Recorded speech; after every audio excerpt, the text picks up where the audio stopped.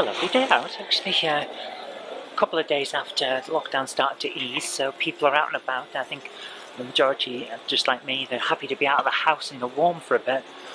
So it's a nice day, and just been down to town to pick up some new films to watch, basically, to have something new to have a look at, so that'd be nice. And also, really just to get out of the house, so it's been quite lovely, and I'm going to head back now and get on with some work, because we've got a lot to do. So, even though the sunlight is nice and it's nice to be out, still got work, let's go home.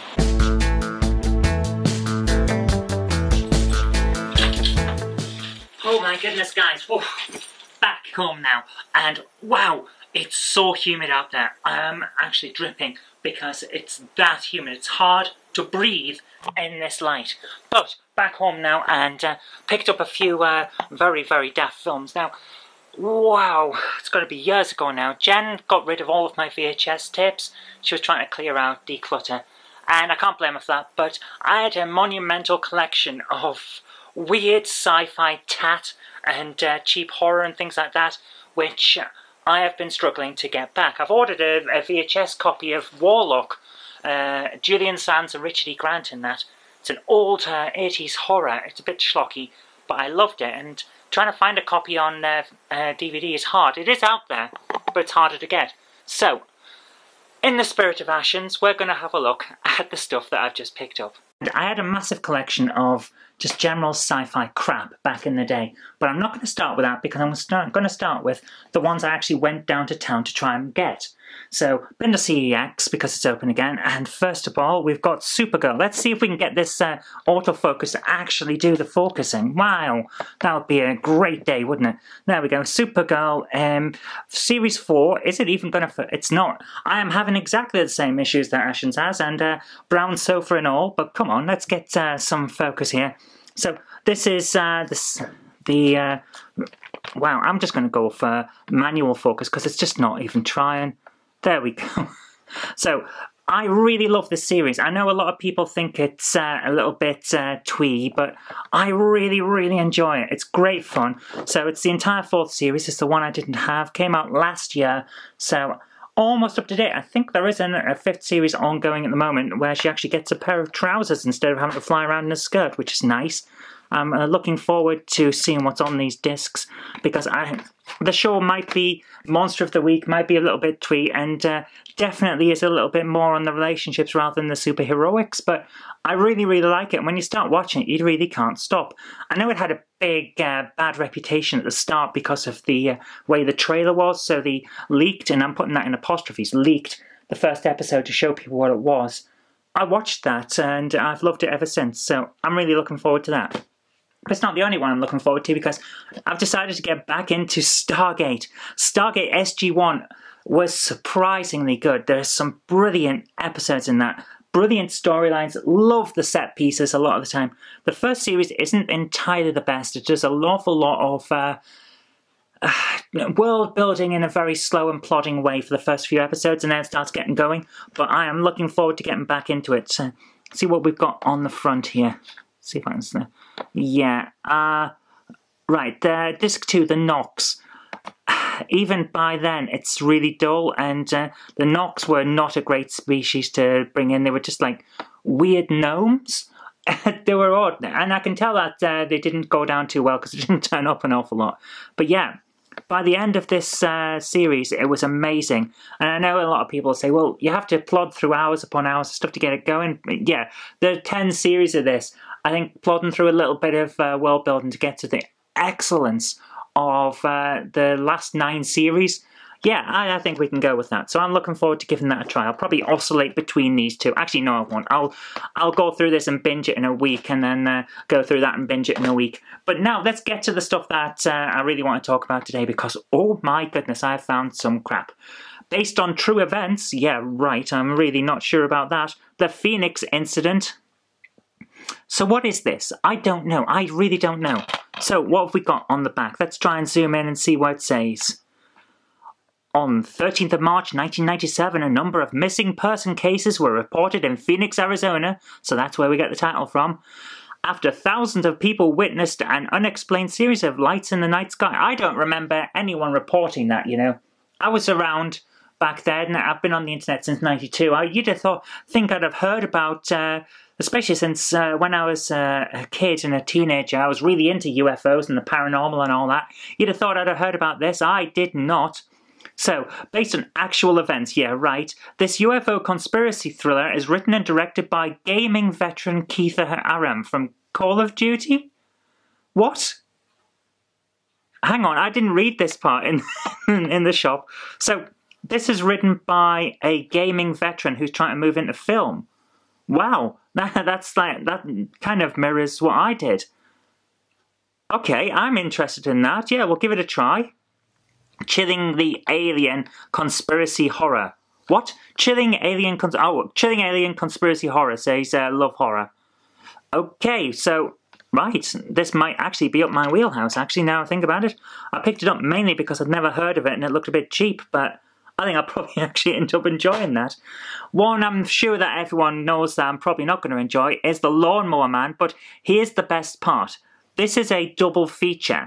You don't see many of these because, wow, you used to see a fair amount of them here and there in knockoff shops and stuff, but features The Lawnmower Man and Train to Hell with Hugh Grant. That's why I had to pick this up, because I had a copy of The Lawnmower Man on VHS back in the day, and it's one of those that I've been trying to get back when Jen she gave it away to charity, my VHS collection. But here's the thing, Hugh Grant, Malcolm McDowell, and Tawny Welch in Train to Hell. Do you often see Hugh Grant in a horror? I've got to see this. So Martin, a journalist, boards the Orient Express to deliver his powerful book exposing the neo-Nazi movement. En route, he falls in love with Vera, a performer travelling with her daughter. They're all being watched by a strange man who may be connected with a clan of skinheads who spread terror and violence all around. See, this is why I had to pick this particular version up. Instead of just getting the DVD of The Lawnmower Man, which is out there and about the same price at 50p, to have a Hugh Grant horror thriller on it as well. Yeah, I'm there. I'm there all the way. So that's going to be good. And then we have The Mummy 2, Bram Stoker's Legend of the Mummy 2 even. So, when terror is alive, evil never dies. Yep.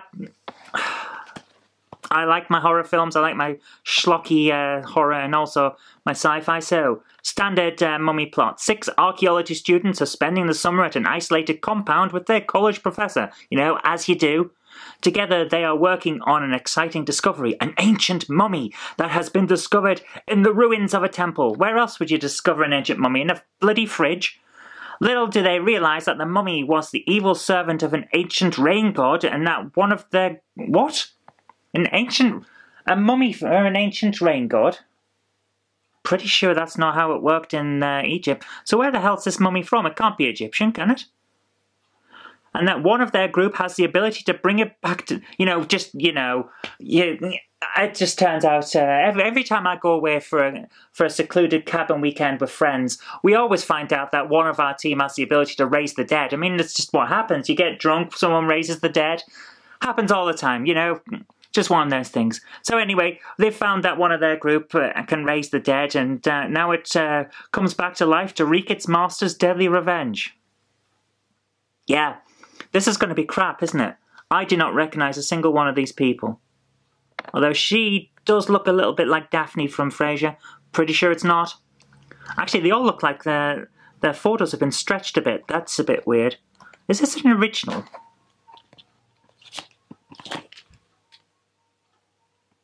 What the hell is on the back of this? I was just checking it was... Alright. I wasn't expecting that on the inside, so that's a bit weird.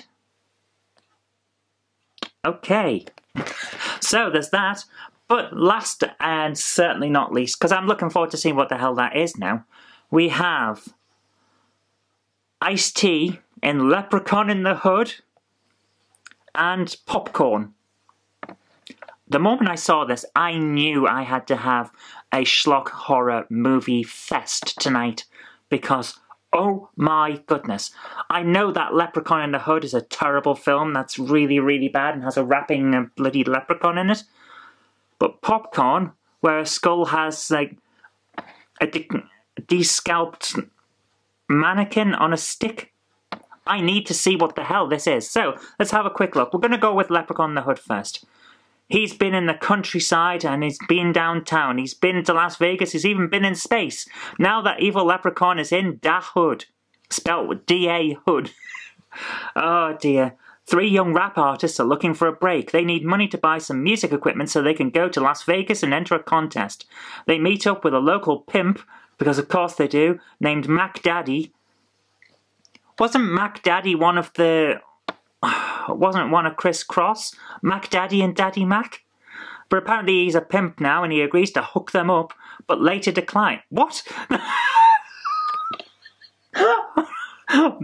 Okay. The rappers want to get even with him, so they break into Mac's place and steal an ugly-looking statue. Shouldn't have done that. Oh my goodness. This sounds amazing. So yeah, I'm looking forward to that. But what have we got with the other one? So Popcorn. Maggie, Jill Sherlin, has been suffering recently from terrifying and realistic dreams. When film students hold a horror-thon to raise money for their department, they discover a film from the 1960s called The Possessor, which mirrors the events in Maggie's night. This sounds like a short story I was writing. Oh, wow! Oh my goodness, apparently schlock minds think alike. But yeah, it mirrors events in her nightmares. The director of The Possessor was a maniac and mass murderer who killed his wife. Well, it's not like the book I was writing, the short story even. Who killed his wife before an audience and then burned them all... What the hell? Burned them all alive? Now the students themselves are the victims of a real psychotic killer whose crimes are inspired by the gruesome horror movie. Right. Oh my goodness, this is either going to be amazing or the person who wrote the back of this DVD is a better writer than the scriptwriter. It's going to be one or the other, but I am looking forward to giving that a try. So, yeah, we've got, what, 5 films there? So, 6 films because of the Mummy one for, what, £2? I think we're going to be alright with a horror-thon for that. So... yeah, I'm looking forward to giving this all a try, but before I can do that, I've got to get back to work. Bye-bye! But anyway, let's get back to work now, because I've got a lot to do. I've got Jen's stuff to edit, get that off the computer, and get it uploaded and ready so we can send it out to our sponsors and make sure that they're happy and everything. We don't actually change the content unless it's factually incorrect, of course, but we like to make sure that they know what's coming up. And after that, I've got a load of space on the computer. I can finish off some adjustments to the scripts, and then I can finally get the All Mouse Media videos started. That'll be nice because I really wanted to get that channel going. I've talked about it a fair amount on previous vlogs, and the fact is, we're starting a 3rd channel. There's my channel, Game Hammer, Jen's channel for the train stuff, and then the All Mouse Media channel is going to be about films, books, podcasts, things like that. It's going to be like our other channel for things that wouldn't fit in with either gaming or trains. It's going to be fun, but to get that, I've got to get this done, so I'd better get on. Many hours later. And that's it, all of it done. Whoa, my goodness, it's warm in here because of all these lights. Now I'm going to go and edit. Oh, no rest for the wicked. If you liked today's video, please consider supporting me on Patreon. And an extra special thanks goes out to Chief89 and Tepic. Thank you.